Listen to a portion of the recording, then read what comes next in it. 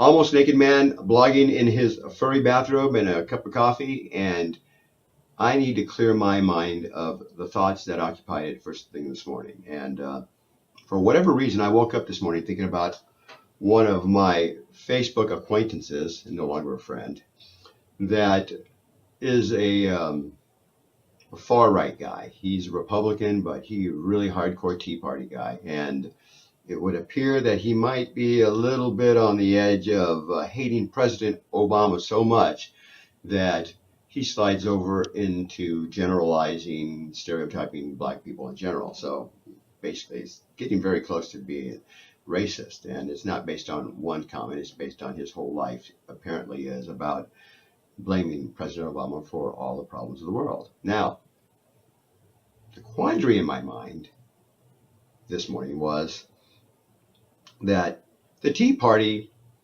if I am to believe that the people that vote, the people that run, these folks aren't racist. They have an agenda.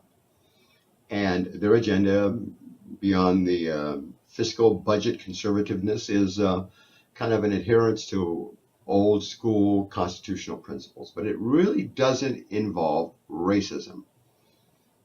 I don't see the Tea Party stomping up and down and saying, we ought to have more ropes and more trees in neighborhoods to solve our budget problems. Don't see that at all.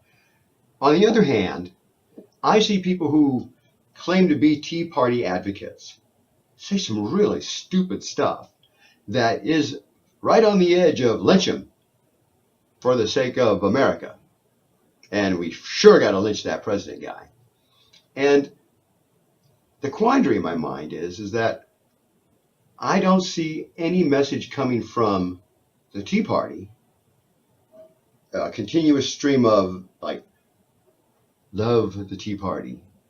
Folks, we need people to love the Tea Party. We don't need people to think the Tea Party are a bunch of bigots, because come 2016, we need people to move from the left center a little bit more to the right. Actually, we need them to move way to the right. We need to move them over the center, over those, liberal Republicans, and land square in the hardcore conservative land of Tea Party, so that we can get more people elected that understand our Tea Party principles.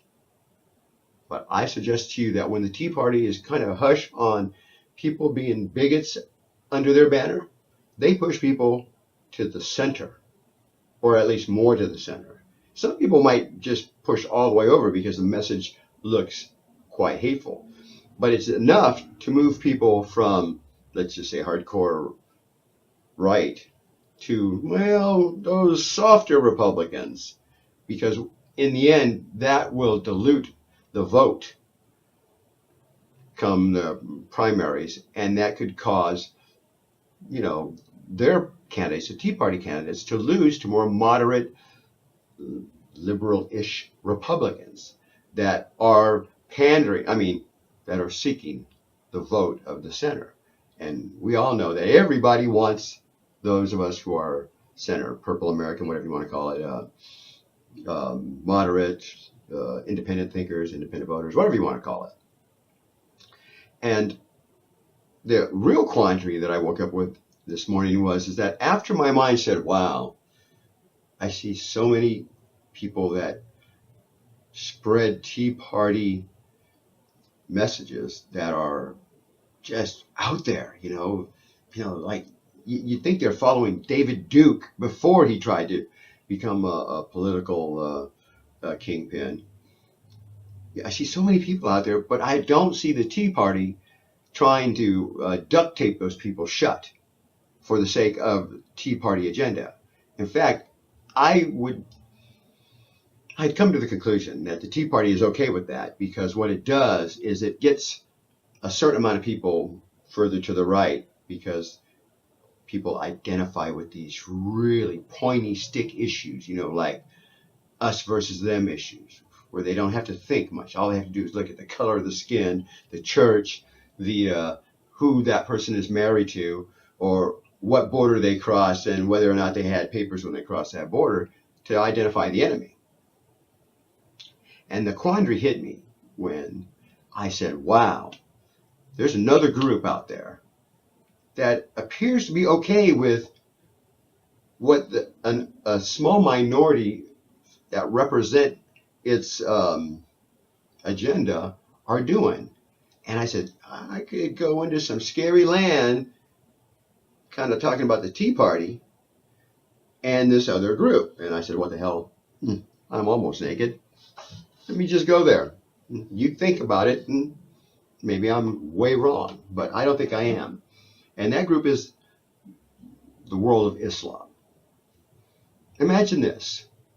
Imagine any group that purports to be loving, pious, have a holy authority and a respect for life and planet and fellow citizen, and yet has an extreme minority that is basically perpetrating war crimes, not only on people in this region, but people all over the world.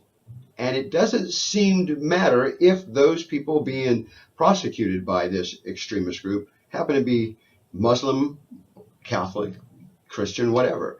This group of folks who purport to be Muslim are committing basically genocide and crimes against humanity.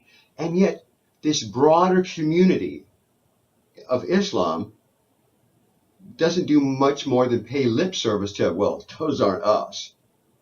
Here's what I'd expect if somebody from the broader world of Islam is listening. I would expect that if the crime is happening in your backyard, Saudi Arabia, Emirates, Abu Dhabi, wherever you guys hanging out with the power and the money, Africa, Afghanistan, Indonesia, all these places that are predominantly Muslim countries, I would expect that there would be 100,000, 200,000, 1,000,000 of your true believers in Iraq and Syria stomping the hell out of ISIL. It could have been the same group that stomped the hell out of the Taliban and the same group that stomped the hell out of Al Qaeda, who also, by the way, perpetrated crimes against people of the same faith, in this case Muslim, as well as anybody that got in their way or didn't believe exactly how they believed. But that didn't happen. What you had is a group that sat back and let the Christians, and I'm going to just go there, let the Crusaders come in and clean up their mess. And to me, that really sucks. And that suggests that those people who claim not to be part of the minority are actually abetting the minority. They're okay with the minority, because if you're not okay with it, you're going to crush them. Because not only does your Quran say that's what you do to criminals, and frankly, those folks should be infidels within the broader picture of Islam. Those crazy ISIL guys, those Taliban, the criminal conspiracies that pretend to be extreme religious factions, those should be stomped out by those who represent the faith. Now, moving back to the Tea Party, Tea Party really needs to get control of how their message is disseminated downstream. Fortunately, nobody in the Tea Party is committing, horrendous crimes against humanity. And the Tea Party, using our great messaging system that we have here, can build a gentler tone to their message and help coach people to understand, oh, no, man, come on. Let's leave the racism, the gender bias, the cultural wars out of this message so that we can get more people that are in the center, maybe some of those on the left, to kind of move and leap over those wishy-washy Republicans and help us move our message forward. And that's if they believe their message is that good for the country. That's what they should do. And the same for those folks within the Islamic community. If they really believe their religion is a strong, powerful, good thing for the world, they should have zero tolerance for ISIL, the Taliban, and Al Qaeda, or the warlords. They should have those children in Nigeria front and center in their parents immediately. But they don't. You're either part of the problem or you're not.